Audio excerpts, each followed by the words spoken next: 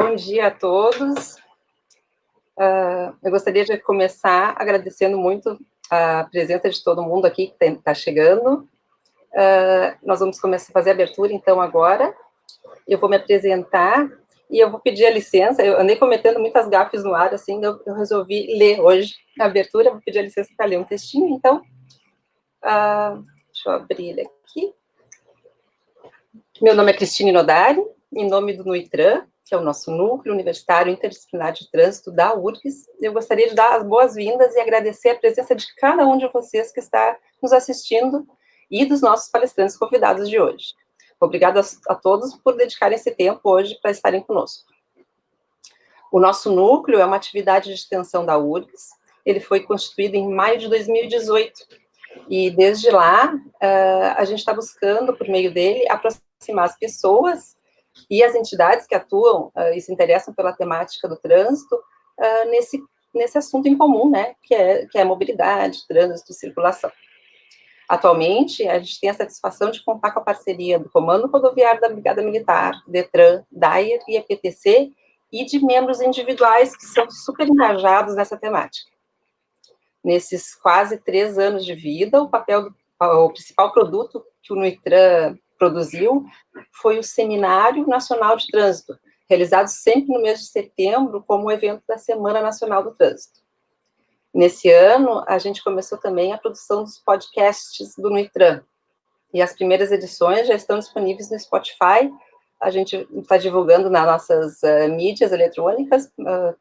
Aproveitem para dar uma olhadinha lá e curtir. E hoje é com muita alegria que a gente dá início ao mais novo projeto do núcleo, né, que é o NUITRAN Debates. Nessa primeira edição do NUITRAN Debates, a gente traz o tema fiscalização do uso de drogas no trânsito.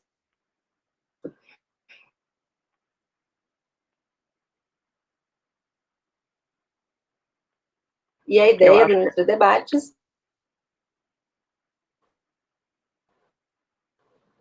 a cada nova edição e terapêuticos relativos ao trânsito.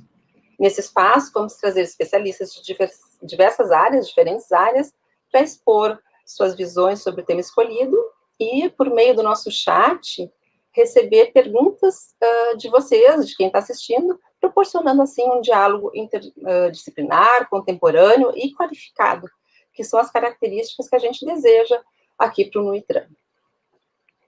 Agradeço a todos de coração a atuação dedicada e competente na organização desse evento, né? Eu vou nominar só as pessoas mais envolvidas: o Alessandro, a Luciana, a Morgana, a Natália, o Rabelo, a Roxane e a Rosane, que tiveram bem atuantes nessa primeira edição e se envolveram intensamente, né, na criação e na construção desse primeiro momento, né, do NUITRAN Debates, primeiro de muitos, assim a gente deseja. Antes de me despedir, eu gostaria de convidar todos que estão nos ouvindo agora para contribuírem no nosso desafio Padlet. O que é o Padlet? O Padlet é um mural eletrônico que vocês podem acessar pelo link que vai ser postado ali no nosso chat, né, no YouTube. Se não está ainda, já vai entrar. E esse desafio Padlet a gente vai fazer a cada edição do NUITRAN Debates, ou mesmo na edição do nosso Seminário Nacional. E o convite hoje é para vocês nos ajudarem a construir a próxima edição do NUITRAN Debates. Então, o desafio Padlet dessa edição é postar lá no nosso Padlet do NUITRAN a sua sugestão de tema para o próximo NUITRAN Debates. Agora sim, eu me despeço, agradecendo mais uma vez por estarem conosco hoje. Passo a palavra para a Roxane, que é a parceira do NUITRAN e a anfitriã da primeira edição do NUITRAN Debates. Obrigada, Cristine, a professora, a doutora Cristine Nodari. Aliás, já agradecendo a presença dela aqui, que se desdobrou, porque tem outros eventos, mas, né, esteve aqui na nossa primeira abertura do primeiro NUITRAN Debate. Na pessoa dela, eu agradeço também a colaboração de todos os membros do núcleo que fizeram esse evento acontecer e esse projeto aí sair do papel. Da mesma forma, eu saúdo todos os nossos 41 espectadores, né, que nesse momento estão nos prestigiando, e obviamente esse número crescendo, sempre interessados, né, nesse assunto que é tão importante para a comunidade do trânsito, mas mais do que isso, né, para a sociedade em geral. Em dezembro de 2018, o Centro de Pesquisas em Álcool e Drogas do Hospital de Clínicas, ele apresentou um estudo muito interessante. 20% dos voluntários fiscalizados testaram positivo para alguma substância psicoativa, que é um número muito preocupante e que, obviamente, também merece a atenção das autoridades. Esses estudos também apontam que o risco de testar positivo para a substância psicoativa, ele aumenta em muito a possibilidade de acidente do trânsito. E isso aumenta muito mais ainda quando há uma combinação de substâncias psicoativas, ou seja, mais de uma. Obviamente que o álcool ainda ele é o vilão, né, que ganha o troféu das substâncias psicoativas, e por isso ele também recebe uma atenção especial da fiscalização. Óbvio que esse assunto é necessário também porque, paralelamente, nós temos toda uma discussão sobre o exame toxicológico, aquele de janela de 90 dias, que hoje é obrigatório para os motoristas profissionais da categoria C, D e E. Muitos dizem que esse exame ele não teria uma eficácia tão acurada porque ele pega, né, talvez, no máximo, aquelas pessoas que têm um vício em alguma substância psicoativa, o adicto, né? E para aqueles que conseguem ficar, né, na abstinência da droga, naquela janela de 90 dias, eles passariam no teste e só seriam novamente fiscalizados, né, ou seja, verificados na próxima renovação. É verdade que a nova alteração do Código de Trânsito, a Lei 14.071, vai tratar de forma mais gravosa aquele condutor profissional da categoria C, D e E que não realizar o teste ou deixar de renová-lo. O artigo 165B, ele trata dessa situação, dizendo que quem conduzir veículo sem realizar o teste depois de 30 dias do vencimento, ele corre o risco de ter uma multa gravíssima de 5 vezes, mais a suspensão de dirigir por 3 meses. Isso condicionado à realização de um novo teste com um resultado negativo. E para falar sobre isso e sobre tudo que está sendo feito para implantar uma fiscalização do consumo de substâncias psicoativas em loco, né, para todos os condutores de veículo, obviamente sempre baseados em evidências, que é algo que a gente precisa destacar, especialmente nesses tempos tão nebulosos, em que a ciência é colocada um pouquinho de lado. Nós chamamos esses verdadeiros experts para tratar do assunto, e o qual eu peço a licença de ler um pequeno currículo de cada um. A doutora Juliana Scherer é biomédica e possui doutorado em psiquiatria e ciência do comportamento. Atua como professora da Escola de Saúde da Unicinos e coordena o Núcleo de Estudos e Pesquisa em Trânsito e Álcool do CEPAD, este vinculado à Universidade Federal do Rio Grande do Sul. Coordenou o primeiro estudo piloto sobre a utilização dos drogômetros no Brasil e agora está coordenando a continuidade desse estudo com a testagem dos equipamentos em ampla escala. Antoniel Alves de Lima é policial rodoviário federal, atualmente lotado em Brasília, na Coordenação Geral de Segurança Viária, onde desenvolve atividades ligadas à área de esforço legal e fiscalização. É graduado em Direito pela Universidade Federal de Rondônia e Arquivologia pela Universidade de Brasília. Trabalha como instrutor da PRF na área de fiscalização de trânsito, além de ser membro da Câmara Temática de Esforço Legal do CONTRAN. Daniel Skolmeister é perito químico forense desde 2004, químico industrial formado pela URGS, mestre em ciência do solo também pela URGS, especialista em catálise e polímeros e em análise criminal. Foi chefe da Divisão de Toxicologia Forense de 2015 a 2018 e atualmente é diretor do Departamento de Perícias Laboratoriais do Instituto Geral de Perícias, o IGP do Rio Grande do Sul. Só para contextualizar a nossa audiência aqui, o nosso formato vai ser o seguinte: cada debatedor terá 10 minutos para uma fala inicial, iniciando pela doutora Juliana, depois o doutor Antoniel e, por fim, o doutor Daniel. Ao fim, nós abriremos um espaço para as perguntas, que, obviamente, vocês farão pelo nosso chat ali do YouTube, e o pessoal do apoio vai coletar essas informações. O que é importante, tá? Quando você for formular uma pergunta, coloque em caixa alta a palavra pergunta no início, o seu nome e se é vinculado a alguma instituição. Assim fica mais fácil para a gente poder identificar o que é um simples comentário, o que é uma pergunta. A ideia deste NUITRAN Debate, o nome é justamente debate, porque a gente quer justamente a participação da comunidade que vai estar assistindo, vai estar nos assistindo. E eu também convido, né, se você conhece alguém que tem interesse sobre esse assunto, entra ali no site, na parte ali do compartilhar do YouTube, copia o link e manda nos grupos de WhatsApp, convide as pessoas para participar. Quanto mais pessoas tratarem do tema, certamente mais enriquecedor ele será. O desafio Pedra já foi comentado pela doutora Cristine Nodari, e o nosso pessoal vai colocar ali, se já não colocou, no link do YouTube, para aqueles que tiverem interesse de sugerir novos temas. Eu encerro aqui e já passo a palavra de imediato para a doutora Juliana, que terá 10 minutos aí para fazer a explanação. Com a doutora. Olá, pessoal, muito bom dia a todos. Obrigada pela introdução, Roxane. Saúdo aqui meus colegas, doutor Daniel, doutor Antoniel, que vão estar aqui presentes nesse debate comigo. E agradeço muito ao Nuitreu pelo convite para falar de um tópico que eu sou apaixonada, né? Foi o tema do meu doutorado, então venho aí há muitos anos estudando a evidência científica por trás, né, do uso de substâncias, envolvimento em acidente de trânsito e, mais recentemente, então, as análises toxicológicas que dão um suporte para a fiscalização do uso de substâncias por motoristas. Eu tenho alguns slides que eu vou passar aqui para vocês, para ir pautando, né, a minha fala inicial, e depois eu fico disponível para mais questionamentos. Então, né, eu já fui introduzida, acho que essa parte está bem, né? Então, vou falar um pouquinho sobre o contexto de fiscalização. Como a Rô estava falando anteriormente, a gente tem hoje no Brasil uma legislação, né, que baseia todo o nosso olhar de fiscalização de trânsito. Então, lá em 2012, né, constava na legislação que conduzir um veículo automotor com capacidade psicomotora alterada em razão da influência de álcool ou de qualquer outra substância psicoativa seria, né, considerado, então, um crime.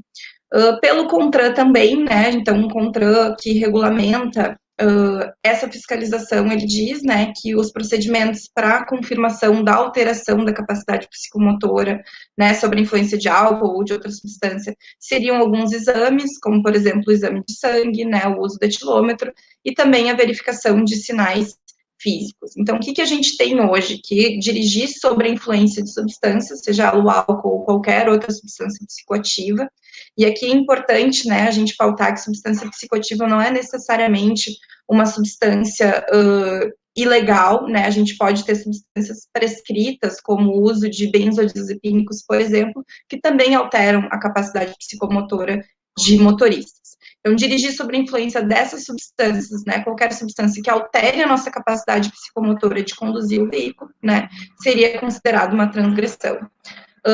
Mas, atualmente, né, a fiscalização em loco, o que é fiscalização em loco? É aquela fiscalização feita na beira da estrada, na beira da rodovia, né, no momento que o motorista está conduzindo o veículo.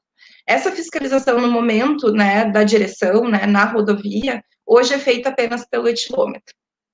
A gente tem o Antoniel depois, não sei se ele vai falar um pouquinho sobre os testes de sobriedade, mas sim, né, por sinais e sintomas, a gente também pode fazer uma autuação, mas acaba ficando, né, muito mais subjetivo. A gente não tem um teste objetivo para outras substâncias psicoativas que nem o álcool hoje, permitido para ser utilizado na fiscalização do trânsito, o que a gente já tem em outros países. E assim, né, como no álcool, que a gente tem muito bem estabelecido pela ciência hoje, os pontos, né, os limites de detecção, a partir de qual ponto o motorista, né, começa a ter alteração da capacidade psicomotora, quando a gente está falando de outras substâncias psicoativas, não é tão claro, né, tem uma variabilidade muito grande desses padrões e também dos limites de detecção, e isso é escolhido muito, né, se a gente for pensar na fiscalização que outros países que já estão mais à frente no Brasil e que fiscalizam drogas há bastante tempo, fazem de acordo com ciência, evidência, com as substâncias que são mais utilizadas nesses países, né, com os critérios estabelecidos dentro das condições locais. Então, esse é um pouquinho do contexto que a gente tem para a fiscalização de drogas hoje no país. Não é permitido dirigir sob influência, mas a gente não tem, né, nenhum dispositivo a não ser para fiscalização do álcool. Quando a gente está falando de detecção de drogas, né, no contexto de fiscalização de trânsito in loco, isso é nesse momento, né, que o motorista está dirigindo, a gente tem duas principais formas de fazer a detecção dessa alteração psicomotora, ou então a detecção, né, da presencialidade de uma substância no corpo do motorista. A primeira é por alterações psicomotoras, né, e daí a gente tem alguns países, por exemplo, fazendo treinamento, né, muito robusto de policiais que a gente chama de Drug Recognition Experts. O que são esses policiais, esses agentes? São pessoas muito treinadas e muito capacitadas para que, através de sinais e sintomas e de alguns testes específicos, consigam detectar, né, que o sujeito, que o motorista está sob a influência de substâncias psicoativas e, inclusive, às vezes apontar qual é a classe de substância. Então, por alterações psicomotoras, seja elas, né, por um policial muito experiente, ou seja por algum teste de campo específico, né, a gente tem aqueles famosos que a gente ouve falar e vê muito nos filmes, né, andar em linha reta, fazer o 4, apontar no nariz, então tem vários testes, né, o nistagma para ver movimento ocular, então tem testes que nos ajudam a identificar que o motorista está alterado. E a gente tem testes também, então, né, que fazem a detecção de metabólitos em matrizes biológicas, isso é, né, que detectam a substância, a presença da substância.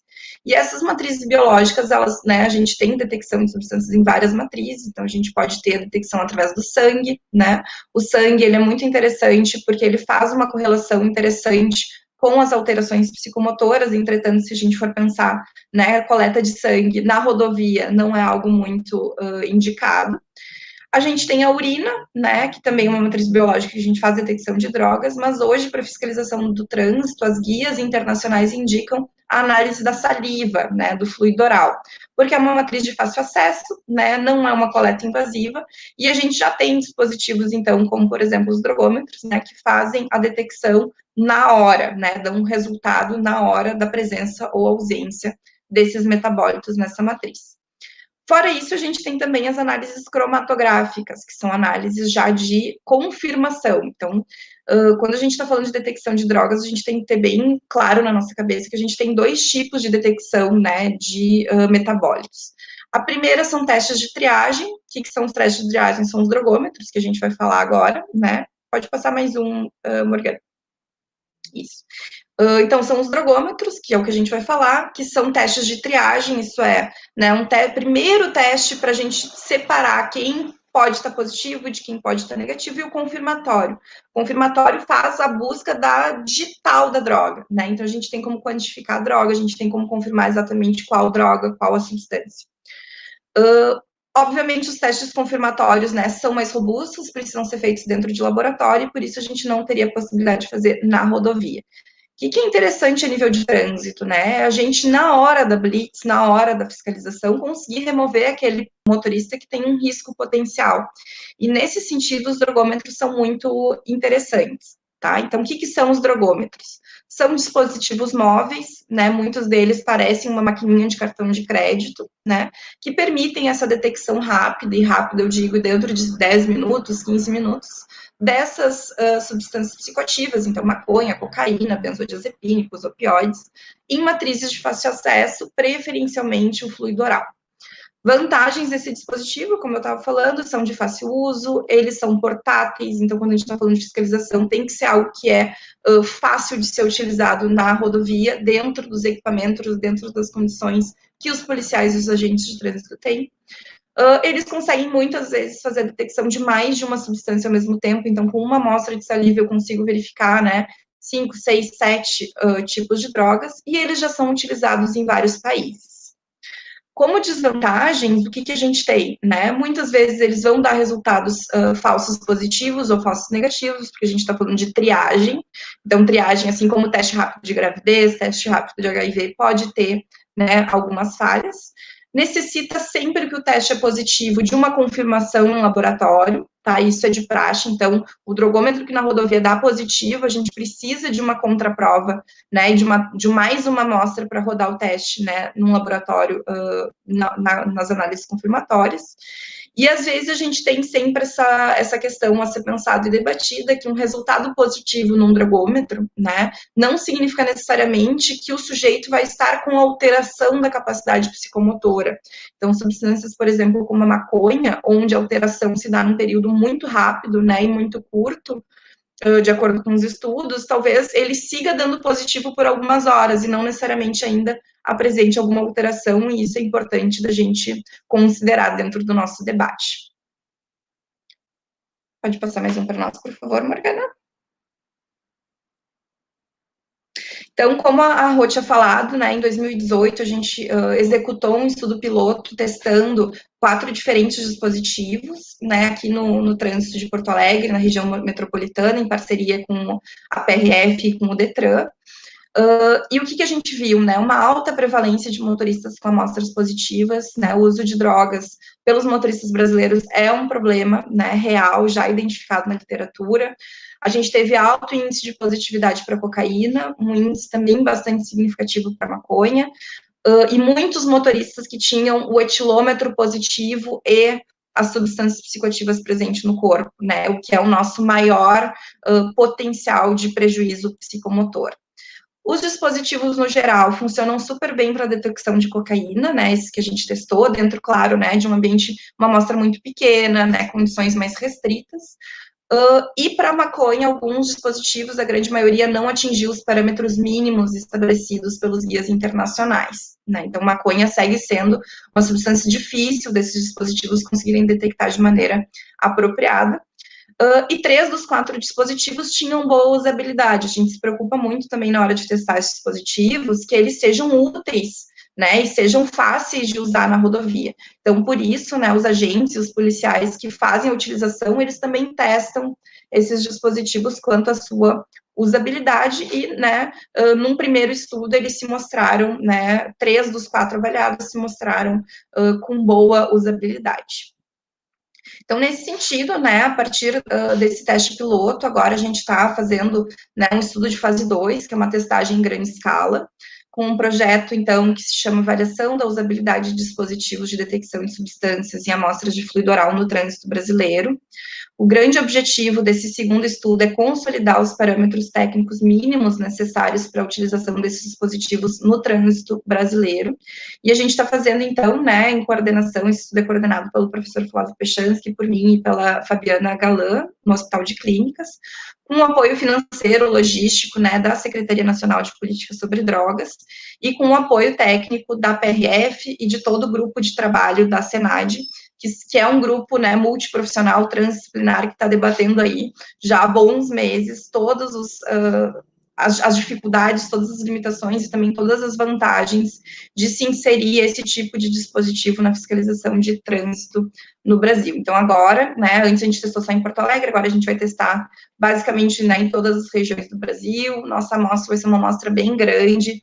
Nós vamos treinar os PRFs também para fazer o uso desses dispositivos, então vai ser um estudo, né, em ampla escala para a gente ver, bom, quais são os parâmetros mínimos e o que a gente precisa, né, de fato, para conseguir ter um dispositivo que tenha uma acurácia adequada para testar os nossos motoristas brasileiros e assim, né, tentar contribuir para uma maior segurança no trânsito. Então, acho que agora, na fala dos colegas, eles vão falar um pouquinho mais sobre o grupo de trabalho, sobre a visão deles sobre a implementação de dispositivos como o drogômetro no trânsito, e eu me coloco à disposição para a gente seguir debatendo depois através das perguntas. Obrigada, Juliana. Não vou tomar muito tempo, já vou passar a palavra para o Antoniel e depois a gente vai conversando sobre o assunto. Antoniel, 10 minutos para a sua fala. Ok. Bom dia a todos. Sejam todos muito bem-vindos, os colegas debatedores, a organização do evento, parabéns pela iniciativa. Um abraço aí a todos os participantes aí que nos acompanham pelas redes sociais. Meu nome é Antoniel, sou policial rodoviário federal, como a Roxane falou, lotado aqui na Coordenação Geral de Segurança Viária. E eu vou dividir a minha fala em 3 partes, para que todos possam acompanhar com calma.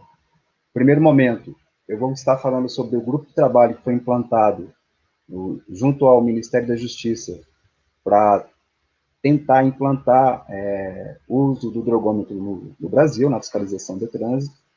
No segundo momento, eu vou falar qual a importância desse trabalho, por que ele é importante. E no terceiro momento, a gente vai falar sobre alguns protocolos existentes em outras nações, em outros países do mundo, com relação ao tema da fiscalização de substâncias psicoativas não álcool.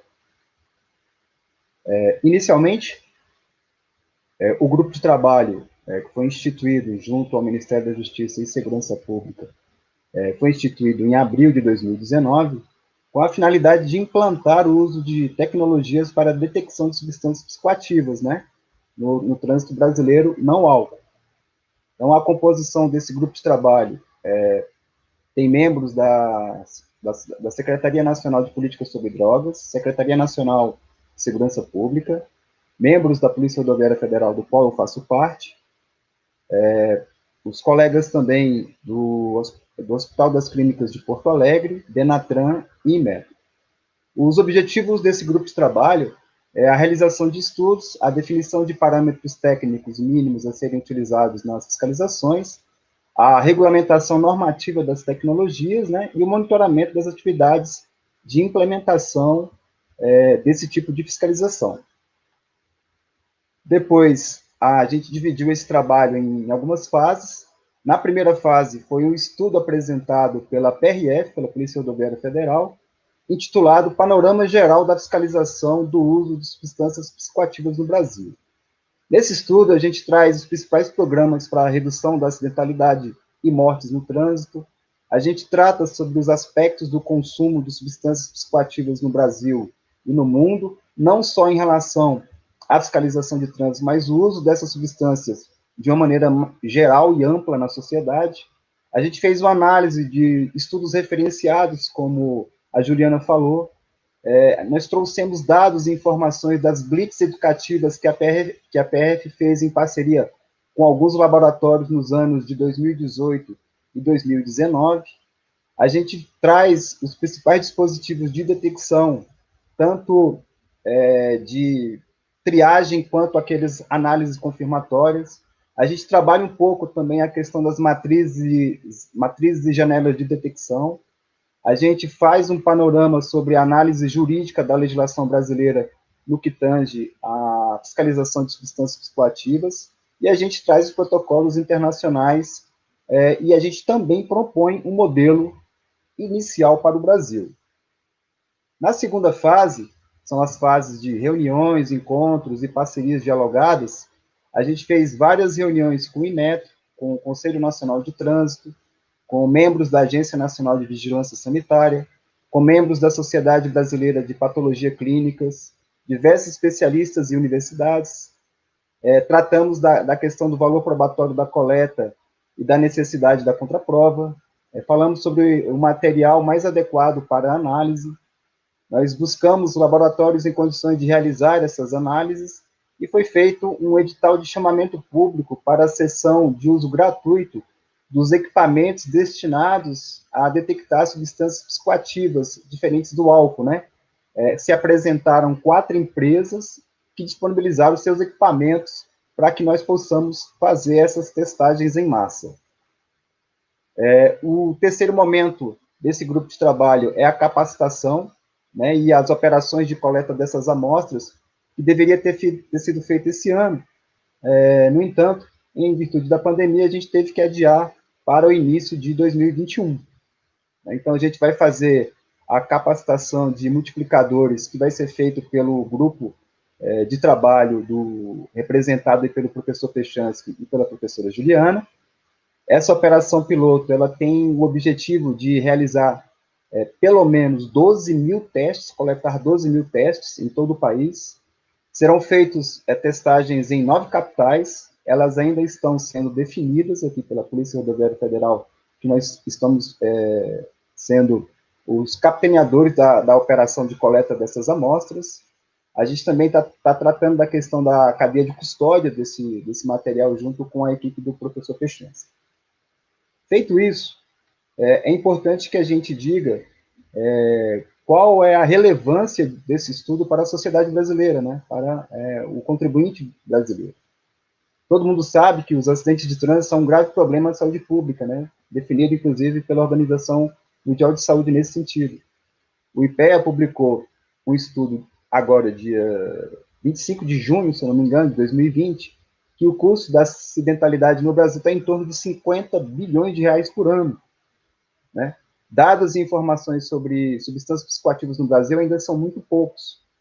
A OMS aponta que nos Estados Unidos, para vocês terem uma ideia, quase 44% das vítimas fatais em acidentes de trânsito testaram positivos para substâncias psicoativas.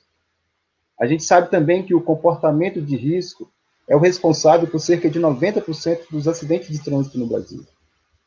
Dados da ONU, de 2015, indicam que cerca de 5% da população de pessoas adultas com idade entre 15 e 64 anos já tenham experimentado, de alguma forma, substâncias ilícitas. Então, são dados preocupantes e informações relevantes para o nosso estudo. Na Espanha, por exemplo, cerca de 11% dos condutores avaliados haviam consumido substâncias psicoativas, e cerca de 30% dos condutores mortos em acidente de trânsito em 2010 na Espanha testaram positivo para substâncias psicoativas ilegais. Mais do que a gente tentar aumentar a questão da probabilidade de provocar acidente de trânsito com relação ao uso dessas substâncias, a gente tem que lembrar que o uso delas reduz e muito a probabilidade da pessoa tentar evitar o acidente, né? Os estudos feitos pela PRF, em parceria com alguns laboratórios, no ano de 2018 e 2019, a gente detectou em condutores, cerca de 11% deles estavam tinham consumido, né, substâncias psicoativas ilícitas. Agora, com relação aos protocolos internacionais, eu vou mostrar aqui, por exemplo, o protocolo de Vitória na Austrália, né? Como é que eles fazem lá essa fiscalização e como é que eles fazem esse trabalho com relação à detecção dessas substâncias. Primeiro, eles fazem a abordagem do veículo de forma aleatória ou direcionada. Eles fazem um teste de substância psicoativa por meio do fluido oral, né, a primeira coleta. Se for positivo essa primeira coleta, há uma segunda coleta, agora em um outro dispositivo de detecção. Se nesse outro dispositivo de detecção for positivo, há uma terceira coleta do fluido oral para a realização da análise confirmatória em laboratório. Se essa análise confirmatória for positiva no laboratório, são tomadas as medidas legais.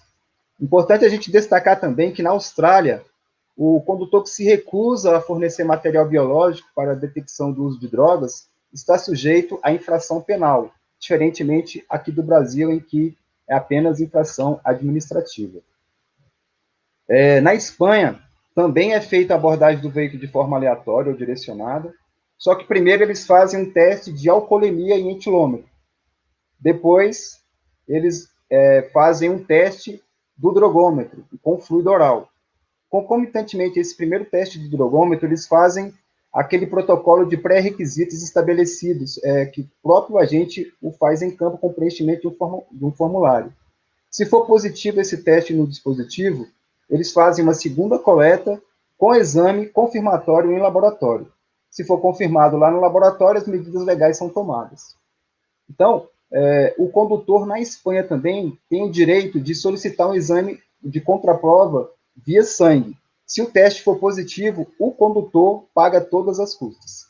Também, da mesma forma que na Austrália, na Espanha também é crime se recusar a se submeter ao teste, inclusive com pena mais gravosa. É interessante isso na Espanha, porque o crime de se recusar a se submeter ao teste é mais gravoso do que se o condutor for flagrado com a substância. Diferente do Brasil, né? Na Alemanha, no estado de Brandeburgo, também é feita a abordagem do veículo de forma aleatória, a coleta do fluido oral com o dispositivo drug test, né, o teste de triagem. Se for positivo, é encaminhado o exame para o exame laboratorial por meio de sangue. Se a análise confirmatória for positiva, então são tomadas as medidas legais sempre posterior a esse momento. O condutor também poderá solicitar uma contraprova via sangue. Se der positivo, ele também fica responsável por todos os custos do processo. Um outro protocolo bastante interessante e que se mostra muito parecido com o que a gente utiliza hoje nas nossas fiscalizações é feito lá pela Polícia Montada Real Canadense. Como é que eles fazem lá? também é uma abordagem aleatória, só que, ao invés de eles utilizarem os equipamentos, screeners, os dispositivos de testagem para substâncias psicoativas ilícitas, as drogas, né, eles fazem o que a gente equivale aqui no Brasil ao termo de constatação de sinais da alteração da capacidade psicomotora, que eles chamam lá de DRE, Drug Recognition Evaluation. Como é que é feito isso lá? Eles fazem um trabalho durante 4 semanas de capacitação de seus agentes, durante 14 etapas, para que eles possam utilizar esse termo de constatação.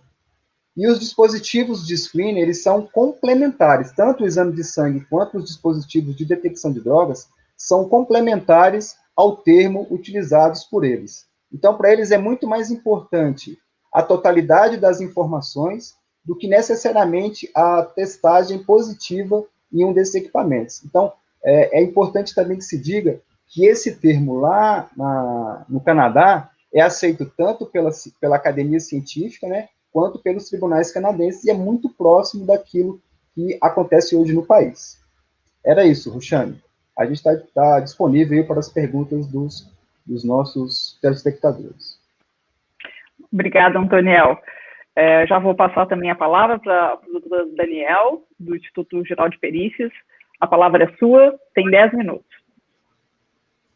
Então, muito obrigado novamente, né, pelo convite da NUITRAN, do representante do IGP, né? Saúdo também a todos os debatedores dessa reunião e vou falar um pouquinho do que o Departamento de Perícias Laboratoriais, né, dentro do Instituto Geral de Perícias, realiza, principalmente nesses casos de vítimas em acidentes de trânsito. Né? Bom, pode passar, por favor. Atualmente, né, o IGP, né, ele possui vários departamentos, né? Um desses departamentos é o Departamento de Perícias Laboratoriais, que é o responsável, né, por todas as perícias que necessitam de uma análise laboratorial. Então, nós temos 3 divisões, né? A divisão de genética forense, a divisão de química forense e a divisão de toxicologia forense. A divisão de toxicologia forense, ela trata exatamente da análise toxicológica, né, de todos os casos forenses em material biológico, né, sangue, urina, vísceras e outros materiais coletados. A divisão de química forense, ela trata também da análise toxicológica, mas do material apreendido, o material que a polícia apreende, né, e entrega, então, para o laboratório. E é importante a gente fazer essa relação, porque mais ou menos aquilo que é apreendido, né, cocaína, maconha, as novas drogas sintéticas, automaticamente refletem nas nossas análises ali toxicológicas e material biológico, porque é aquilo que é oferecido dentro do estado do Rio Grande do Sul. O nosso departamento é um departamento único no estado, ele não tem postos avançados no interior, como tem, por exemplo, o posto médico legal ou o posto de criminalística. Então, todas as amostras coletadas em todo o Rio Grande do Sul, eles se deslocam, né, através de uma rota gelada até o Porto Alegre para a gente realizar, então, todas essas análises toxicológicas relacionadas nos casos de acidente de trânsito e de outros casos aqui no Rio Grande do Sul. Pode passar? Bom, atualmente nós temos por volta, anualmente, modifica um pouco, né, um pouco flutuante a quantidade de perícias solicitadas, né, nas amostras, mas anualmente a gente tem por volta de mais de 6.000 amostras de alcoolemia que a gente realiza, e juntamente com isso a análise toxicológica em sangue, que são os psicotrópicos que a gente analisa em sangue. O teor alcoólico também a gente faz na urina, né, e conjuntamente os psicotrópicos na urina. Depois eu vou mostrar um pouquinho como é que a gente faz essas análises tanto em sangue quanto em urina, né? Cerca de 20% desse total de casos que chegam até o Departamento de Perícias Laboratoriais, eles são de vítimas, né? São materiais biológicos de vítimas relacionadas com acidentes de trânsito. No último levantamento que a gente fez, num projeto com o IGP Detran, né, nós passamos os nossos dados lá para o Detran, verificamos que 40% das vítimas de trânsito, né, fizeram uso de álcool etílico, né, pequena quantidade ou uma quantidade maior. 40% dessas vítimas tinham álcool etílico no sangue. Nós temos feito já esses levantamentos desde 2011, 2012, a gente tem feito esses levantamentos exatamente para poder né, suprir o governo, né, com as políticas públicas, exatamente na fiscalização do uso dessas drogas e de álcool etílico no trânsito. Então, já em 2012, 2013 e 2016, nós tivemos um levantamento que 14% dessas vítimas relacionadas com acidente de trânsito resultaram positivo para psicotrópico. E como a doutora Juliana já tinha comentado, né, na extração dos dados dela, a cocaína realmente é o psicotrópico mais abundante, né, que a gente encontrou dentro desses psicotrópicos. Isso fecha muito bem com aquilo que a gente recebe do material apreendido, né? A gente recebe muita cocaína, muita maconha, e depois, bem abaixo, vem essas novas substâncias, os anfetamínicos, essas novas substâncias psicoativas que estão entrando em grande quantidade aqui, também no Rio Grande do Sul, e é uma preocupação em como detectá-las, já que a quantidade dessas substâncias são bem menores, né? O seu uso, a quantidade é bem menor do que a cocaína e a maconha, né? Então, a cocaína em grande prevalência, depois a maconha, benzodiazepínicos, né? E, por último, anfetamínicos. Com o advento dessas novas drogas sintéticas, né, a gente espera também conseguir detectar essas substâncias tanto em sangue quanto em urina. Pode passar. O IGP, então, ele realiza essas análises em vítimas, né, vivas, né, ou nas pessoas vivas. Então, a gente consegue... a pessoa vai para o posto médico legal, né? E lá se faz, então, o estado de embriaguez pelo perito médico legista, e após ele faz uma coleta ou de urina ou de sangue, ou os dois, e encaminha para o laboratório para a realização das análises. E também são coletados os materiais biológicos nos casos em que necessitam a necropsia, né? Então, todos os casos de necropsia, eles encaminham também material biológico para se fazer para a realização dessas análises, né? 90% do material que chega aqui no departamento, né, são de pessoas mortas, né? Então são materiais advindos das necropsias, né? Somente 10% de pessoas vivas, né?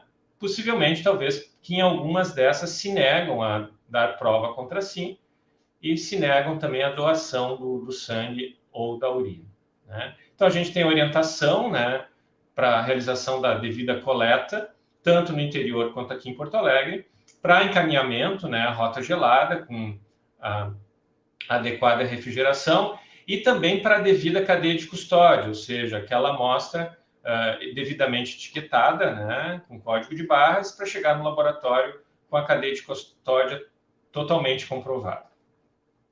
Pode passar.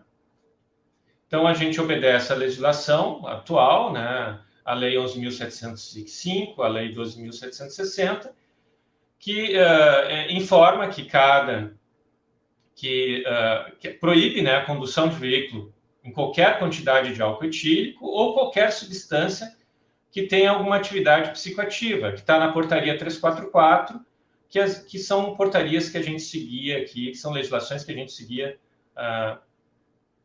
para basear os nossos dados e as concentrações também de álcool etílico no sangue, né? Que acima de 6 decigramas por litro é crime e abaixo somente é uma sanção administrativa. Pode passar. Basicamente, né, a palestrante Juliana já comentou sobre isso, né? Nós fazemos metodologias analíticas aqui para a extração desses princípios ativos ou dessas drogas psicoativas no sangue ou na urina, né? A gente utiliza alguns métodos de triagem, que são métodos que têm alta sensibilidade, mas baixa especificidade. Então, a gente pode ter alguns falsos positivos. Após a positividade nesses métodos de triagem, então, nós podemos fazer a confirmação através de técnicas analíticas que são consideradas técnicas ouro, ou seja, que a gente consegue identificar a molécula e que o nosso laudo não seja irrefutável, ou seja, existe uma irrefutabilidade nos nossos resultados a partir do momento que a gente entrega os nossos laudos com essas metodologias analíticas. E nós, então, utilizamos algumas normas internacionais, né, da Sociedade Forense de Toxicologia, da UNODC, vários métodos analíticos de lá e métodos analíticos próprios aqui, modificados aqui do Instituto Geral de Perícias. Álcool etílico, por exemplo, a gente utiliza a cromatografia gasosa com detector de ionização de chama, com amostragem por headspace. Nós utilizamos 2 colunas cromatográficas, né, onde nós, através de um método uma metodologia já estabelecida aqui no IGP, nós conseguimos detectar em 2 colunas diferentes o tempo de retenção dessa molécula do álcool etílico e a gente consegue, então, identificar a substância e também quantificá-la, né? Os resultados positivos são todos analisados em dias diferentes, né? Ou seja, são feitas a replicata dessa amostra em dias diferentes para verificar a possibilidade de algum erro e também para inferir uma média com desvio padrão dentro dos nossos resultados. A análise toxicológica na urina, então, segue um processo de triagem primeiro, né? Onde a gente faz, através de testes de imunoensaio, a verificação dessas vários grupos de drogas, né, psicoativas, né, THC, que é o princípio ativo da maconha, a cocaína, os barbitúricos, benzodiazepínicos, anfetamíneos, opiáceos, opioides, antidepressivos específicos. E após a confirmação desses resultados, o resultado vai para... A amostra vai ser confirmada, né? Essas análises serão confirmadas por técnicas mais apuradas, tais como cromatografia gasosa acoplada ao espectrômetro de massa, ou ainda a cromatografia líquida acoplada ao espectrômetro de massa. Pode passar, por favor?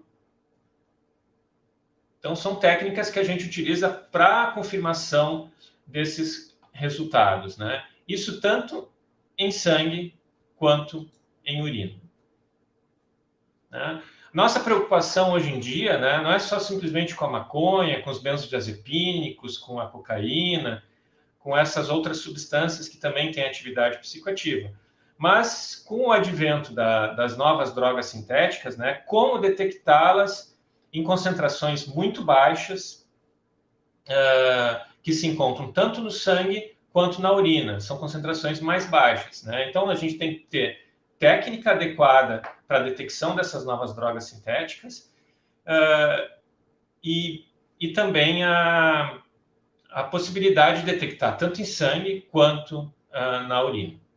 Pode passar, né? Nós temos agora, para o ano que vem, né, um projeto IGP-Senad, onde já o projeto foi aprovado, né, pela Senad e nós conseguimos, então, adquirir vários equipamentos, exatamente focando, né, sabendo da possibilidade de termos que confirmar os resultados que serão liberados do drogômetro nas ruas, né, assim como o etilômetro.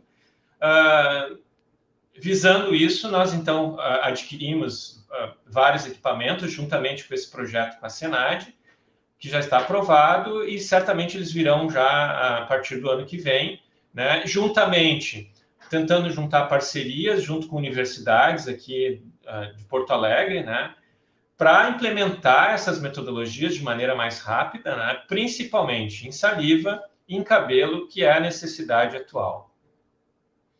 Além dos métodos de análise, né, que a gente precisa produzir para a saliva, né, e para o cabelo, também a validação desses métodos analíticos. Então, a gente precisa das universidades exatamente para auxiliar nesse processo, né, de validação de métodos analíticos. Bom, e qual o impacto do IGP nisso aí, né? Bom, as amostras, se forem as amostras de vivos, como são coletadas hoje em dia de sangue, de urina, né, é por volta de 10% a 15% das coletas, né? Talvez com a Blitz, né, em todo o Rio Grande do Sul, essas amostras, essa quantidade vai aumentar muito, né? Então, a gente precisa ter métodos eficazes para detectar essas drogas normais que são comercializadas aqui no Rio Grande do Sul, né? E também essas novas drogas sintéticas. Então, quero agradecer novamente a NUITRAN, né, pelo convite, e estou disposto aqui a responder qualquer questionamento. Muito obrigado. Obrigada, Daniel. Obrigada, Juliana, Antoniel. As explanações muito enriquecedoras, cada um, né, de um ponto, trazendo uma visão diferente. E já vou fazer a primeira pergunta aqui, que o José Osfânio da Silva formulou no nosso chat, e é um questionamento que eu tenho também, que é qual seria a expectativa desse protocolo, dessa utilização dos drogômetros aqui no Brasil, se nós temos uma data aproximada, um ano, alguma coisa que seja mais ou menos, nos dê uma luz sobre quando que esse tipo de fiscalização ele vai começar a ocorrer aqui no Brasil, em que pé está esses estudos. E ele complementa dizendo que a recusa do condutor pode prejudicar em que nível do processo. E aqui, José Osfânio, como é uma área muito que eu atuo, que é o direito, eu já te diria de antemão que a previsão legal já permite, né, que o condutor que se recusar a fazer tanto o etilômetro como qualquer outro teste que verifique a presença de substâncias psicoativas, ele pode sim ser autuado por recusa. Então, a legislação hoje, ela já prevê isso. Então, basta simplesmente que a gente comece a fiscalizar, porque, em tese, né, a parte que está no Código de Trânsito já tem previsão para isso. Teríamos que adequar as resoluções, obviamente, mas hoje eu acho que o que está faltando mesmo é dar início à fiscalização em loco com a utilização dos drogômetros. Alguém quer responder essa pergunta?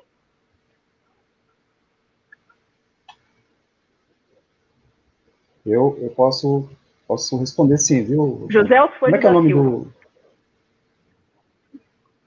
José?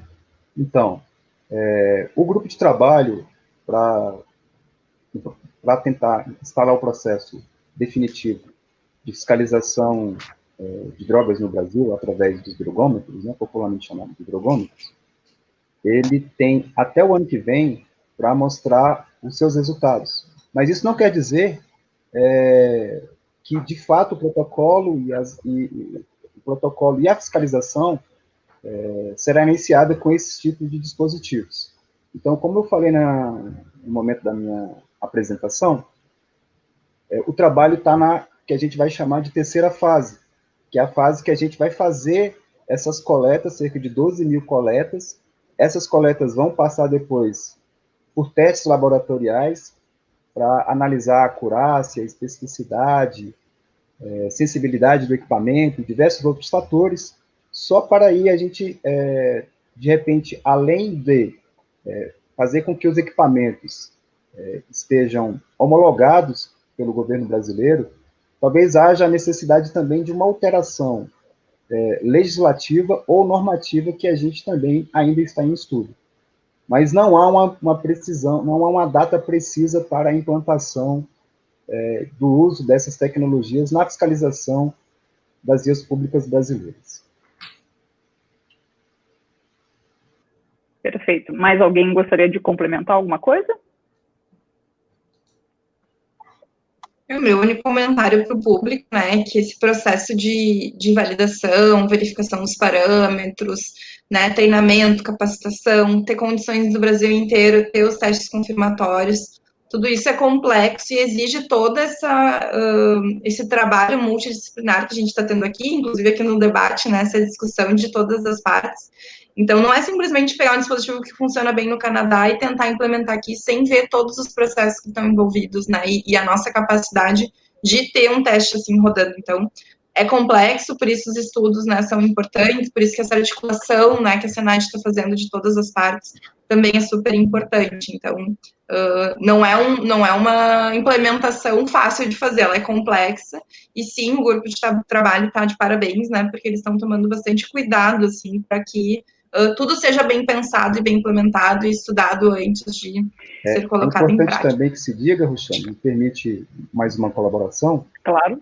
Que, assim, o Brasil está um pouco atrasado, vamos dizer assim, porque esse projeto que nós estamos iniciando aqui no Brasil, ele já foi feito há alguns anos, se eu não me engano, desde 2000, é feito com o projeto Druid e o Rosita, né, na Europa e Estados Unidos. Então, a gente está atrasados aí com relação a esses outros países que já desenvolveram essa metodologia que a gente está implantando no Brasil, com pelo menos aí 20 anos de atraso, né?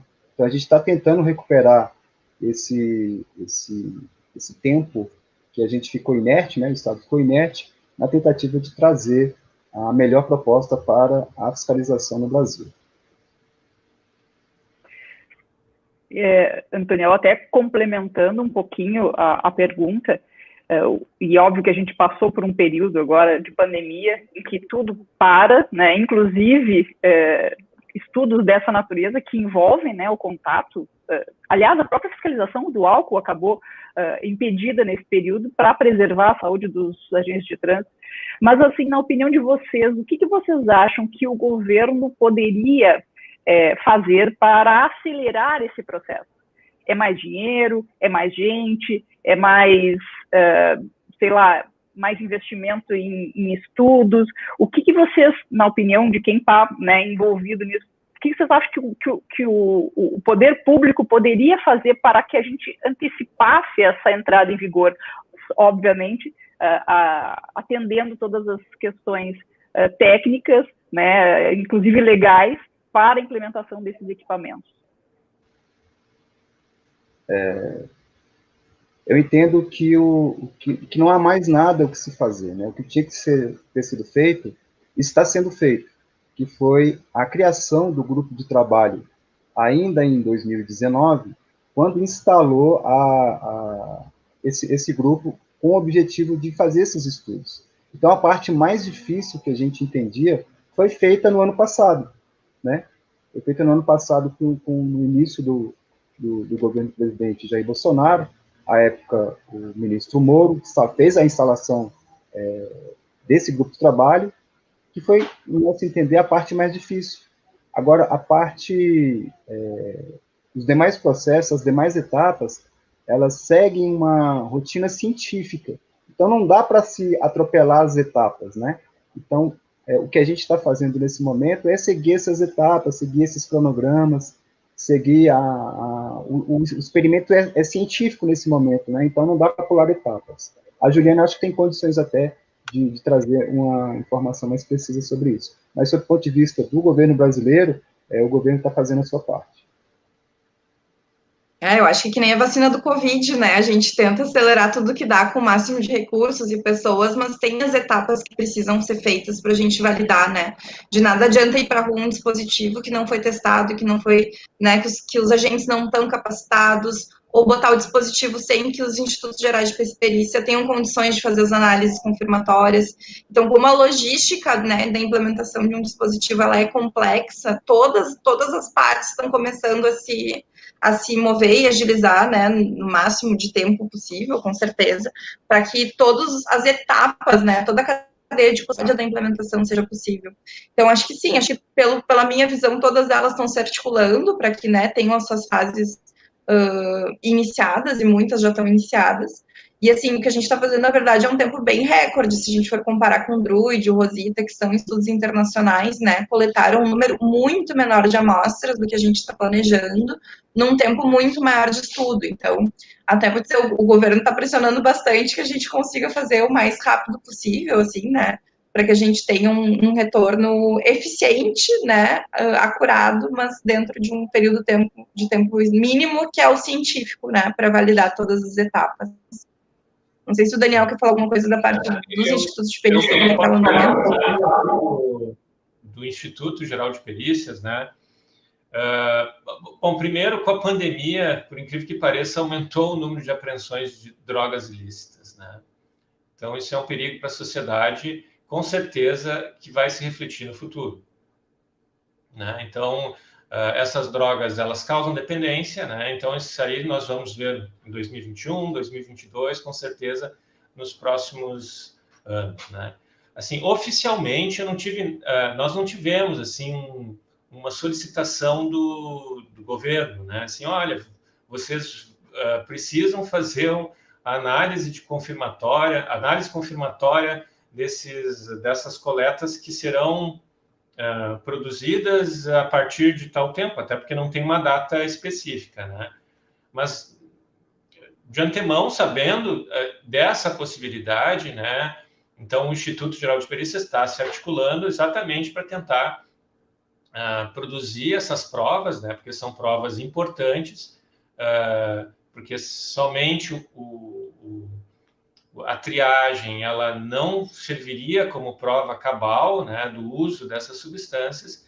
Então, nós estamos nos articulando exatamente para tentar detectar essas substâncias nas matrizes que serão colhidas, né? Sangue, urina ou saliva, nesse caso. Então, acho que é importantíssimo nessa articulação, né?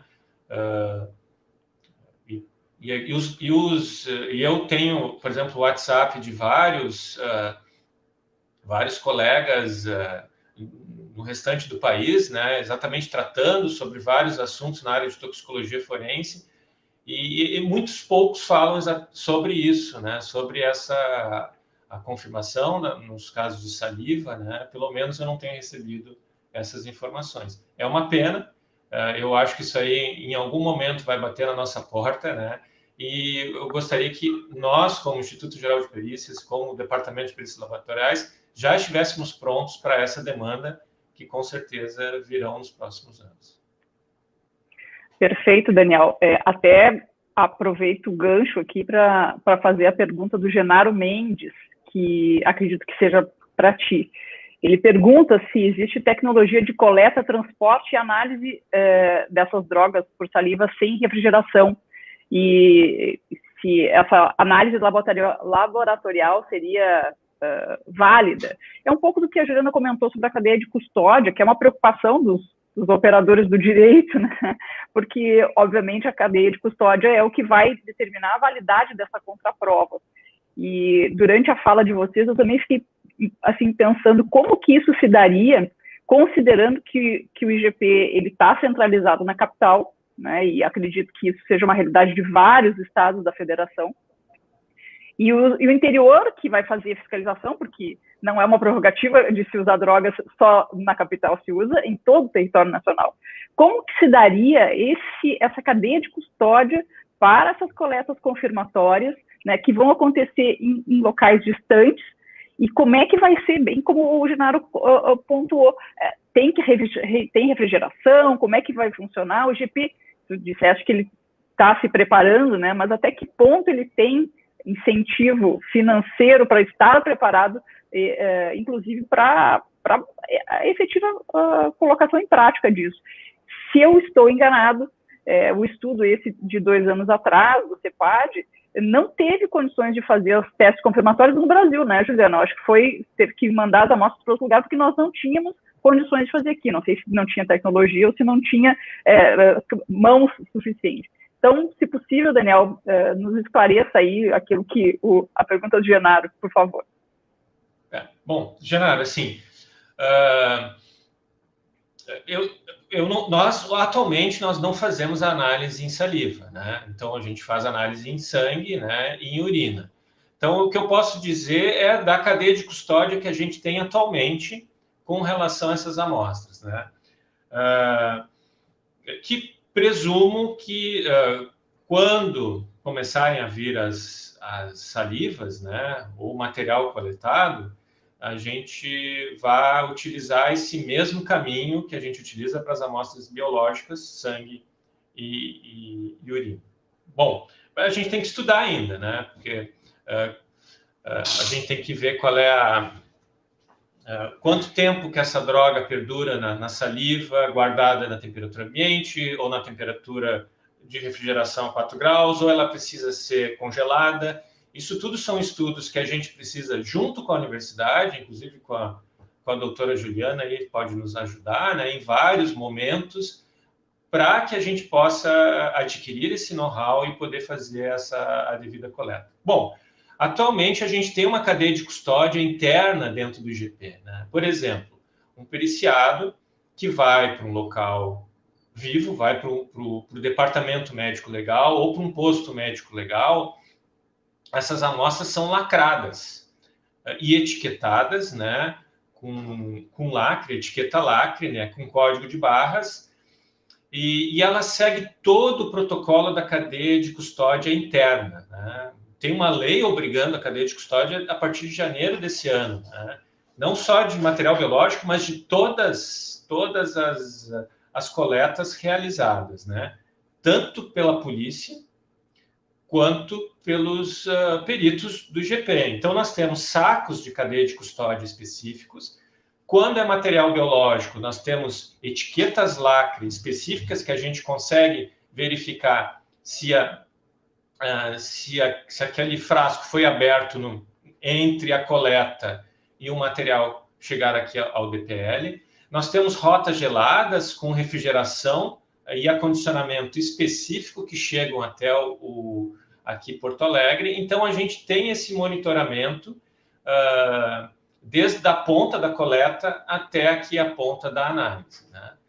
Após esse material, ele fica guardado também sob refrigeração durante um tempo, que é para o devido processo solicitar, digamos, uma contraprova. Então, a gente tem esse material guardado em geladeira e freezer, né, dependendo do material, e ele pode, e várias vezes a gente realiza, então, uma contraprova, quando necessário, né, quando as partes nos pedem, para uma realização de uma nova perícia, caso haja a necessidade.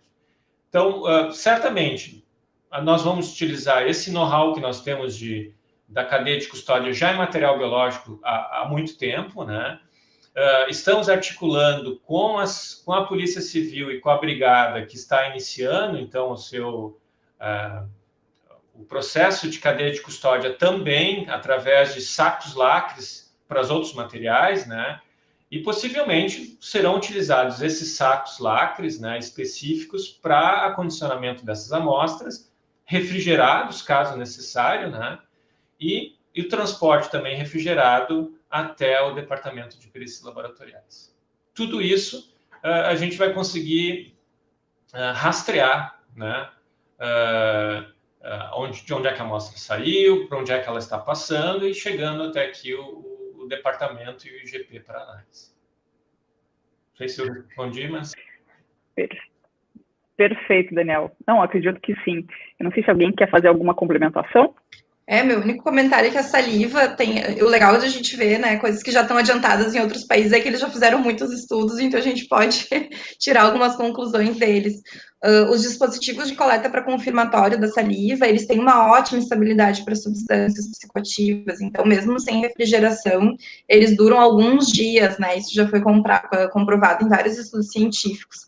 Claro que aqui a gente vai ter que ver, porque o Brasil é um país muito grande, as temperaturas, né, variam muito de região para região, se tiver que ter viagem, acho que tudo coisas que a gente precisa avaliar, estudar e definir bem para implementar protocolos, mas na saliva as substâncias têm boa estabilidade. O que eu ia comentar aqui, né, o mais provável que se, por exemplo, se teve perda no meio do caminho, né, é que a amostra chegue e a gente não consiga detectar droga. Agora, detectou droga naquela amostra, estava positivo, né? Então, esse que é uma das vantagens do confirmatório, assim. Então, se a amostra se mostrou positivo, né, e a gente tem a segurança que foi um dispositivo lacrado e que teve, né, enfim, a correta vedação do dispositivo, que isso foi aberto no IGP, a amostra positiva é positiva, né? O confirmatório nisso ele não é.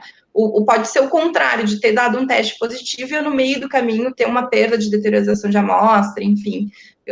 Mas, assim, a amostra positiva é positiva, né? Isso é uma certeza que a gente tem pelo confirmatório, principalmente se a gente escolher os metabólitos certos, né? Então, a substância, uma vez que ela é metabolizada, ela se quebra em pedacinhos, que a gente tem certeza que tem que ter passado por uma metabolização, né, do organismo, para que aquele pedacinho esteja, né, presente na matriz biológica. Então, escolhendo bem, né, os analitos, as matrizes de detecção, a cadeia de custódia, o ponto de detecção, é uma ciência muito, muito exata, né? Poucas chances, assim, da gente ter erros no meio do caminho. Por isso que o estudo precisa ser bem feito em todas essas etapas, né? E a gente precisa dessas parcerias para isso. Perfeito, Juliana. A Renata Noronha, ela fez uma pergunta aqui que também é algo que eu compartilho, né, de uma apreensão de quem lida com o direito, que ela pergunta que há um problema grave em se estabelecer se o condutor está sob o efeito da droga ou se ele consumiu a droga, ou seja, só a presença, né, daquele metabólico no sangue significa que ele está com a capacidade psicomotora comprometida, porque isso, em tese, é o que consta na legislação, né, dirigir sob influência de álcool, a não ser que mudemos a legislação de trânsito, o Código de Trânsito, e colocar dirigir com alcoolemia positiva ou com substância psicoativa presente no sangue, né? Aí nós vamos ter lá a suspensão de direito de dirigir e mais a multa potencializada. Então, essa pergunta da Renata, ela é muito pertinente, especialmente pelas críticas que se faz justamente ao exame toxicológico, que ele vai detectar a presença da droga, mas não a influência dessa droga e a incapacitação daquele condutor para dirigir no momento. Não sei quem gostaria de responder. Em indivíduos vivos, acho que eu posso responder pelo menos uma parte, né? Em indivíduos vivos, quando vai para o IGP, quem faz o teste de embriaguez é o perito médico legista. Tá? A análise de álcool etílico, ela é só uma complementação para a legislação, porque acima de 6 decigramas por litro ela é considerada crime e abaixo só uma sanção administrativa. Então, tu não tira a conclusão da embriaguez individual da pessoa, né? Porque depende de indivíduo para indivíduo, né? Tem alguns que os teores podem ser diferentes, mas os dados clínicos são muito parecidos, né? Dependendo do teor alcoólico. Então, quem faz o teste de embriaguez em vivo é o perito médico legista. Isso ele faz através dos dados clínicos. Após o término desses dados clínicos, para verificar se ele estava com a capacidade ok para dirigir ou não, aí sim ele encaminha, se ele permitir, né, a coleta do material biológico para fazer análise de álcool etílico. Tem alguns casos que a gente recebe o indivíduo depois de muito tempo. Né? Ele fugiu da cena do crime, teve um acidente de trânsito, fugiu da cena do crime. Então, por isso que é importante, no caso da metabolização, a análise na urina, porque ele fugiu da cena do crime, né? Então, às vezes, na corrente sanguínea, tu já não tem uma quantidade suficiente de álcool etílico e que ele foi para a urina, né? O álcool etílico já está na urina, não está mais na corrente sanguínea, então também a gente consegue detectar depois de um tempo. Isso acontece também com outros crimes, né? Casos de estupro, que a pessoa aparece depois de 2, 3 dias. Para álcool etílico não, porque 12 horas já não tem mais, mas para algumas substâncias a gente consegue detectar em outras matrizes. Acho que a Juliana pode também complementar alguma coisa, né, Juliana? Eu acho que a minha resposta seria muito parecida do que a do Antoniel, porque a gente tem discutido isso nos grupos de trabalho, né? O protocolo ideal para fiscalização de drogas no trânsito em loco, isso é na rodovia, na fiscalização, é unir, né, o reconhecimento de sinais e sintomas por um policial, por um agente que foi capacitado e treinado para isso, né, e que a sua palavra, a sua verificação de sinais e sintomas tem uma validade legal, vamos dizer assim, mais o dispositivo. Então, se tem duas provas mostrando o mesmo direcionamento, né, isso é uma avaliação clínica, mais um drogômetro, isso seria o suficiente para quê? Para tirar a pessoa da rodovia. Eu acho que quando a gente pensa em trânsito, né, o nosso objetivo geral é eliminar o risco, né, eliminar o perigo. Isso é, tira a pessoa da rodovia, comprovar se ela estava, né, se teve crime, se não teve crime, eu acho que isso a gente pode fazer num momento secundário a partir da confirmação, né, da avaliação pelo médico perito legal, mas para evitar o risco, né, tendo duas provas, que é um profissional capacitado para verificar sinais e sintomas, né, com um protocolo rigoroso, que já é estabelecido em outros países, por exemplo, mais o dispositivo, eu acho que daí a gente está somando duas evidências que são muito complementares, né, então vai ao encontro do que o Daniel estava comentando, e a gente tem capacidade, sim, de ter isso na rodovia, mas precisa daí, né, obviamente, treinar esses policiais, treinar esses agentes para fazer esse reconhecimento de forma adequada e para que isso tenha também uma validade legal. Não sei se acho que o Antônio vai comentar algo mais ou menos nesse sentido, se a gente está na mesma sintonia, vamos ver. Era exatamente isso. Mas antes, é importante a gente lembrar que no Brasil há duas situações que são diferentes. A pessoa está sob influência da substância, seja álcool ou drogas, e está com a capacidade psicomotora alterada. Então, a legislação brasileira diz que influência, o que é estar sob influência? É estar com a substância, independentemente da sua quantidade. É o que diz lá o artigo 65, 306 e o 277 do CTB, porque a tolerância do uso de álcool e drogas no Brasil é zero. Então, a gente só tem o corte da margem, por exemplo, no álcool, a gente só tem o corte da margem de erro do equipamento. Então, qualquer outro valor em relação à presença dessa substância acima da margem de corte do equipamento, a pessoa está sob influência do álcool, né? E para ela estar com a capacidade psicomotora alterada, aí é o dispositivo lá do artigo 306, né? Que ele estabelece lá quais são os parâmetros. 6 decigramas, 0,3 do alveolar, né? E para a droga, o que acontece? Para a droga é a mesma forma. Então, a tolerância para a droga é zero. Como os equipamentos drogômetros, eles só trazem resultados qualitativos e não quantitativos, a maior dificuldade que teríamos era com relação a saber se ele está com a capacidade psicomotora alterada. Porque está sob influência, ele vai estar se for detectado pelo equipamento, né? Por isso que é o que a Juliana falou, a necessidade de complementação da informação do dado apresentado pelo equipamento, que ele é qualitativo, seguir se a pessoa está ou não com a presença da substância, junto com o termo de constatação da alteração da capacidade psicomotora. Então, pode ser que o drogômetro detecte a presença da substância e a pessoa só esteja naquele momento ali descumprindo o ritual previsto no CTB de estar sob influência, então haveria apenas a sanção administrativa sem a sanção penal. E poderia ter, em um outro momento, a pessoa sobre as duas condições, sobre influência e sobre alteração da capacidade psicomotora. É basicamente isso. Antônio, eu tenho um pouco de dificuldade de fazer essa separação entre influência de álcool e capacidade psicomotora, porque não consigo imaginar uma substância que exerce influência, ela não estaria, né, interferindo na capacidade psicomotora. Então, essas diferenciações e, obviamente, essas interpretações, que é natural vir de todos os lados, elas precisam ser, em algum momento, ajustadas, elas vão ser ajustadas pela fiscalização, pelos estudiosos, pelo Poder Judiciário, né? E essas nuances da legislação, elas vão, em algum momento, ter que se acomodar para que a gente consiga o objetivo final, que é salvar vidas, né? Eu acho que todo mundo aqui tem esse interesse. Sabe, Antônio, que na tua apresentação você trouxe alguns exemplos de situações de fiscalização ocorridas, né, práticas aplicadas em outros países. E eu gostei muito da ideia do Canadá, quando ele opta por dar mais destaque para o agente de trânsito devidamente treinado. Particularmente, eu acredito muito que um agente de fiscalização que tem condições de fazer essa verificação em loco, aliado a esses equipamentos, que seria uma simples triagem, ou seja, imagina se eu tenho um drogômetro que aponta a existência de uma eventual droga ali na saliva, e eu complemento isso com um agente de trânsito devidamente treinado, talvez eu nem precise desse teste confirmatório. Aí o teste confirmatório pode ser às custas do próprio condutor que quer fazer uma contraprova.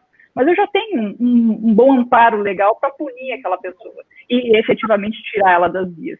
Então, eu achei muito interessante esse exemplo do Canadá, e mais, também faz com que, ao termos um protocolo de constatação desses sinais bem fundamentado, bem baseado em estudos científicos, isso auxilia, inclusive, o juiz no momento de dar uma decisão. Porque o que a gente acaba vendo nos tribunais? Muitas vezes o juiz pega um termo de constatação de embriaguez, ou até, às vezes, já vi situações de pegar um exame do próprio médico perito e dizer assim, não, mas se só tinha o sinal de hálito alcoólico, ele não está embriagado, tem que ter 2, como tem uma parte da resolução que fala isso, né, lá das fichas de enquadramento. Ou então o próprio juiz diz assim, não, mas se tem 5 sinais, mas nenhum deles é hálito alcoólico, então eu entendo que não é. Então o juiz acaba se travestindo de técnico, né, de perito, e ele que decide como que vai ser aplicada aquela penalidade ou não. Então, enfim, obviamente os estudos vão avançar nesse sentido, e eu acho que, olhando do ponto de vista do advogado, achei muito interessante essa experiência do Canadá. A gente tem que ver como é que o poder judiciário deles também se manifesta, né? Eu acho que isso é uma situação complementar. Exatamente. Bom, você pegou o fio da meada. A ideia é a gente trabalhar nesse sentido, mas é importante lembrar que os estudos ainda estão no meio, por assim dizer, né? Então não tem nenhuma decisão a respeito se vai ser um protocolo parecido com o protocolo espanhol, ou vai ser um protocolo mais parecido com a Polícia Real Canadense, mas pode ser que seja a junção de dois tipos de protocolo. E com relação ao que você falou, né, com a questão da influência, é importante a gente lembrar também que a Organização Mundial de Saúde diz que droga é qualquer substância que altera o funcionamento do organismo e que não é produzido por ele, né? Então, as drogas, elas são capazes de alterar a percepção que a pessoa tem no sentir, no pensar e no agir. Talvez se a gente, se a gente pegar a questão da influência e colocar sobre o holoforte do que a OMS entende como droga, talvez essa dúvida se dissipe um pouco mais. Perfeito. A gente está se aproximando aqui do final.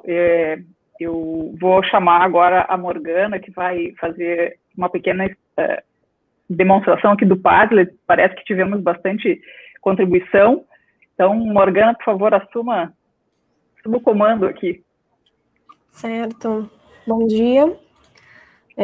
Primeiramente, né, parabenizo o Roxane e os nossos convidados pelas excelentes explanações, né, que se disponibilizaram tão gentilmente a estarem aqui nessa manhã para dividir os conhecimentos conosco. Agradeço a presença, né, a participação de cada um dos nossos ouvintes que interagiram pelo chat, mandaram perguntas, mandaram o link para os seus colegas e para os seus amigos. Antes de mostrar o Padlet, só um esclarecimento sobre o certificado. Quem está inscrito no Simpla vai receber o certificado dentro de 1 semana pelo e-mail que registrou lá no cadastro do Simpla. Lembrando que o link para se inscrever no Simpla está na descrição do vídeo. Deixa eu compartilhar o Padlet com vocês para convidar quem ainda não deixou a sua contribuição, que deixe ali na nossa plataforma de sugestão de temas para os nossos próximos eventos. Vejam só que já temos bastantes contribuições. Tá? E aí vocês podem curtir as contribuições que vocês gostaram, podem colocar comentários, e nós vamos utilizar o Padlet, né, para definir qual vai ser o tema do nosso próximo evento. E sobre isso, não deixem de acompanhar o Nuitran pelas redes sociais, os links estão na descrição do vídeo também, para serem informados dos próximos eventos. Espero, né, que possamos fazer mais e mais edições do nosso Nuitran Debate, seguindo o sucesso que já foi esse primeiro. Obrigada. Obrigada, Morgana.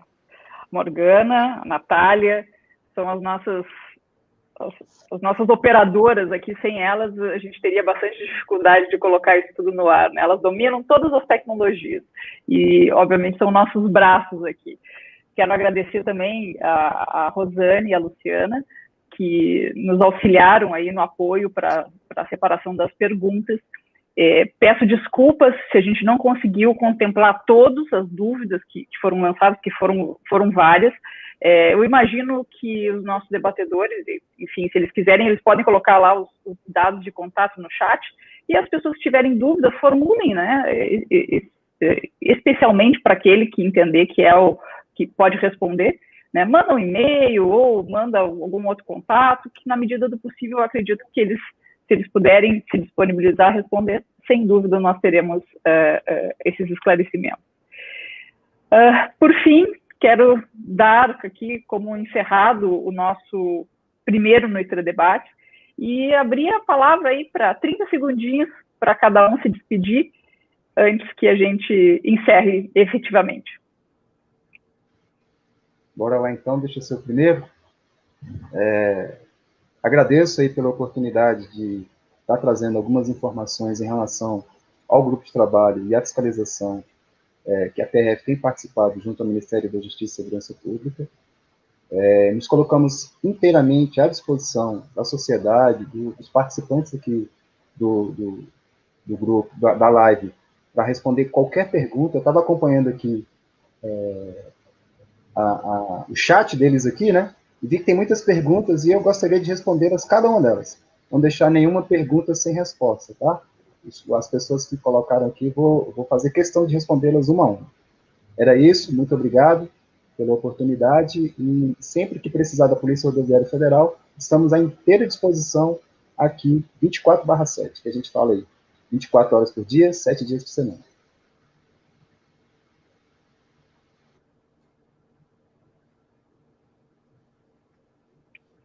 Pode ser a Juliana? Pode ser. Bom, queria agradecer muito, né, o convite para a gente debater esse tema que é tão importante, tão complexo, que a gente precisa, né, falar, precisa conversar, ver as diferentes perspectivas para achar as melhores soluções para melhorar o trânsito. Então, agradeço muito vocês, os colegas, as perguntas. Agradeço muito também ao professor Flávio Pechansky, a Fabiana, principalmente a Fabiana, né, que tem tocado toda a parte de operação desse novo estudo, que é um estudo gigante, né, em dimensões nunca antes vistas na história de trânsito, de fiscalização de trânsito, né, no mundo. A gente vai estar fazendo um estudo muito grande. Aos nossos parceiros do estudo, a Senad, né, por estar financiando e organizando, né, esse estudo. E também convido todos vocês, então, a nos seguir nas redes sociais. O Neta tem Instagram, o CEPAD tem o seu site também. Somos super transparentes, então, né, todo projeto de pesquisa tem seus relatórios, então a gente, né, convida vocês a participarem também ativamente dos nossos estudos e das nossas discussões. Bom, também já me despedindo, né, quero agradecer a Nuitran, né, acho que esses debates são extremamente importantes para a fiscalização e para a detecção dessas drogas que são utilizadas, né, e que podem ter efeitos deletérios aqui para a sociedade, né. Então, acho de extrema importância a gente trabalhar em conjunto, né, isso é de suma importância, né, trabalharmos em conjunto para podermos resolver esses problemas todos. Quero agradecer novamente pelo convite, né, e fico à disposição aqui quando necessário for. Muito obrigado. Posso falar mais uma coisinha, Rô? Claro. Eu vou convidar todo mundo, se vocês forem parados, né, na fase de estudo pela PRF, para participar do estudo. Convido a todos a vocês a participarem.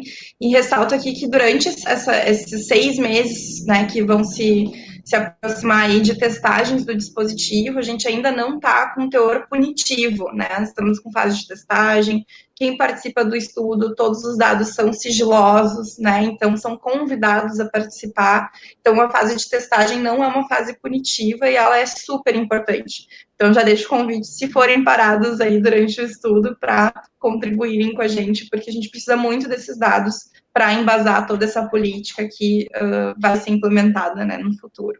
Então, deixo meu convite também para os participantes. Bem lembrado, Juliana. O único problema é que, pelo que eu vejo aqui, temos todas as pessoas engajadas. Não vai ter ninguém que vai acusar positivo, né? São todos condutores exemplares esses que estão nos assistindo. De qualquer forma, eu quero agradecer a disponibilidade de vocês, né, de estar aqui dividindo esse conhecimento e o tempo, especialmente, né, nesse momento que o tempo é tão valioso. Eu agradeço a presença de todos os que estão nos acompanhando ainda e desejo um ótimo dia de trabalho. Acompanhem o NUITRAN nas redes sociais, nós divulgaremos as próximas datas e os próximos assuntos. Um abraço e nos despedimos nesse dia.